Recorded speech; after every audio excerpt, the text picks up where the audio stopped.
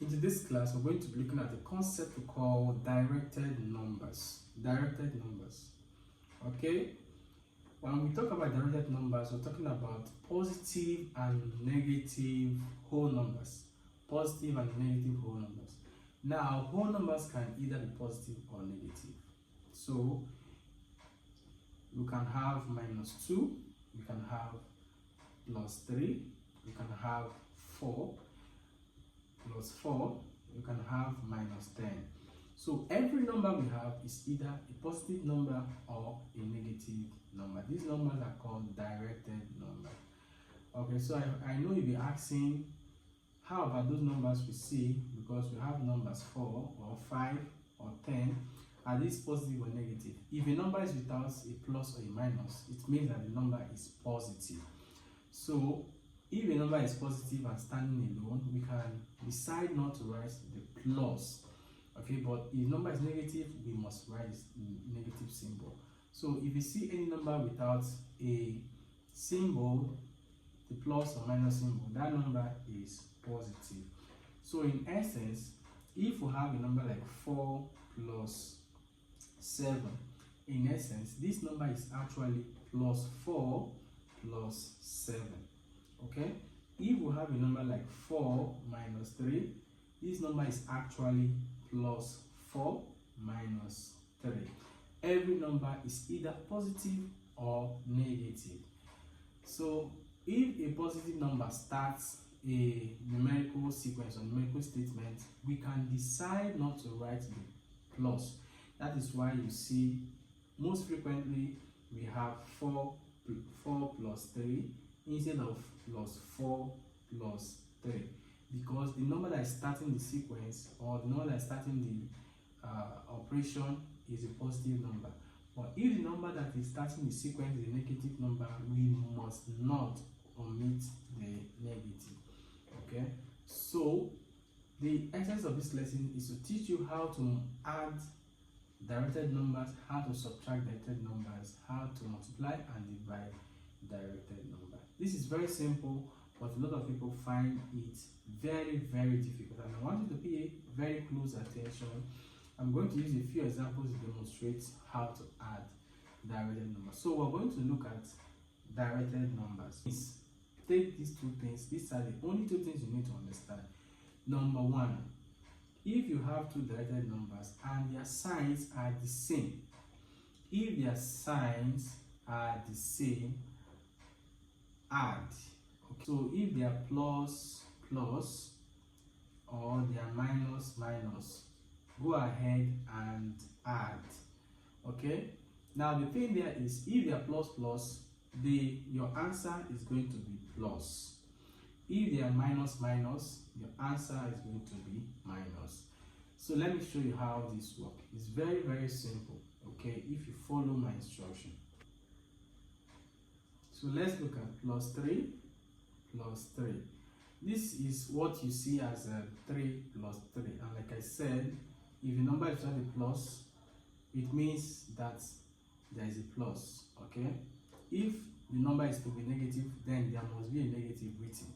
But if they didn't write the sign of the number, just know that the number is positive. So +3 plus 3, I say add the two numbers and the result is going to be positive. So 3 plus 3 or +3 plus 3 is 6, because the two signs are positive, they are the same. I said if the signs are the same, go ahead and add. It doesn't matter which number is bigger or smaller, go ahead and add.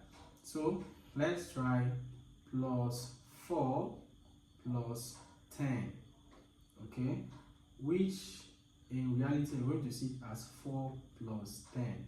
This will be equal to 14. Go ahead and add 14. And it's 14 because both of them are positive. The answer will be positive. Now, let's take a look at this. -2 minus 3. The signs are the same. Go ahead and add. Go ahead and add. 2 plus 3 is 5. But because they are negatives, the answer is going to be -5. Okay, remember I said if the signs are the same, add. If the signs are plus plus, then the answer will be positive. If the signs are negative negative, the answer will be negative. So again, what is minus 4 minus 7? That will be, go ahead and add 4 plus 7, that's 11, but because the two numbers are negative, it's going to be minus 11. So minus 4 minus 7 is minus 11. This is very, very simple. If you follow the instruction, very simple. So let's look at minus 3 minus 10. Can you guess this? Can you tell me the answer? No guessing. Okay, 3 plus 10 is 13. Because the two numbers are negative, that's going to be minus 13. Wow, this is very simple, and most people do not understand this like this. That's why they find this very difficult. You're going to see this in algebra, and if you don't know how to manage it now, it's going to be very difficult for you. So anytime the signs are the same, add. But if the signs are plus plus, your final answer will be positive. If the signs are negative negative, your final answer will be negative. I hope that is clear. So let's take two last examples. Okay, in the first example, we're going to have 2 plus 6. This will give us 8, as you already know, plus 8 because both of them are positive and they are the same sign. Okay, how about minus 11 minus 5? Go ahead, see 11 plus 5. 11 plus 5 is 16. Since the two numbers are negative, we'll have minus 16. Very simple. Okay, now remember that is the first rule. The first rule is if the signs are the same, if the signs on the two numbers are the same, then you add. Whether the signs are plus plus or minus, go ahead and add. After adding, if the two numbers are plus plus, your answer will have a plus. If the two numbers are minus minus, your answer will have a minus. Now, in the second case, if the two numbers have different signs, it doesn't matter which one comes first.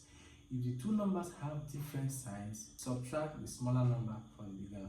It doesn't matter which number comes first.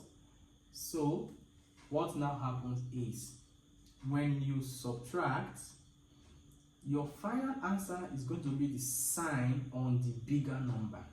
Take note of this, very important. Your final answer will be the sign on the bigger number. So let me show you this now. So we have minus 2 plus 4. Okay, one here is minus, one is plus. I say subtract. Just subtract the smaller number from the bigger number. It doesn't matter how they are arranged. So 4 minus 2 is going to be 2. Is this number going to be positive or negative? Check the sign on the bigger number. What's the bigger number here? 4. What's the sign of 4? Positive. So that number is positive. Okay, so it's plus 2. Or we'll just write it as 2. Okay, what if we have minus 8 plus 2? Go ahead and subtract. Okay, what is 8 minus 2? 8 minus 2 is 6. Is it going to be positive or negative? Check the two numbers. What's the sign on the bigger number? The bigger number is 8. What is the sign of 8? Negative. So this number is going to be negative. Okay, so let's take another example. How about to have minus 11 plus 7? Go ahead and subtract. 11 minus 7 is 4. The sign on the bigger number is minus because 11 is bigger number, having a minus sign. Okay, so we have minus 4. This is the simplest way you can solve these things. Okay, it doesn't matter what two numbers are given to you. So once you have two different signs, subtract the small one from the bigger one. It doesn't matter how they are arranged, just go ahead and subtract. The sign, don't forget the sign. The act is very, very important. Very, very important. Don't forget the sign. The sign on the number is going to be the sign on the bigger number. Okay, so let's wrap this up by taking two more examples. So what if we have 3 minus 8? What is 3 minus 8? Okay, so there are two different signs here. Since 3 is written without a sign, it means that what we actually have here is plus 3 minus 8. So this is like plus 3 minus 8. two different signs. Go ahead and subtract because there are two different signs. 8 minus 3 is 5. What is the sign of the bigger number? The bigger number is 8 and the sign of 8 is negative. So this is going to be negative 5. Very, very simple. It works every time. So what is 7 minus 15? What is 7 minus 15? There are two signs here. The two signs we subtract. 15 minus 7 is 8. So this answer, will it be positive or negative? What is the sign on the bigger number? The bigger number is 15, sign is negative. Wow, that's very, very simple. And as you all know, 8 minus 3. Remember, this is like plus 8 minus 3. Okay? You know this, and that is the reason why they said do 8 minus 3. And 8 minus 3 is 5. What is the sign of the bigger number? The bigger number is 8. So this is going to be positive 5. I hope you find this lesson interesting. This little trick here is what a lot of people are having challenges with, even in SS. Even some people who are writing my, before I teach them, I see that they have this problem, and that's why I'm bringing it up right now. This is the first thing that you're supposed to know. Remember, we talked about fractions and everything has a fraction. These concepts are things that people have a lot of problem working with, and the fact is we see these things in every aspect of mathematics. So if you start having problem with them, you will have problem with a lot of things in mathematics, and you start doing guesswork, which is not what we want to do. We want you to know how to do this thing and know how to do it very well. So go through these lessons. If you find anything confusing, pause the video, replay it, pause and replay. These videos are not very long, just pause and replay. Okay, on Wednesdays and on Saturdays, you will have time to ask me live questions and I'm going to answer any of the questions. Okay, until next time.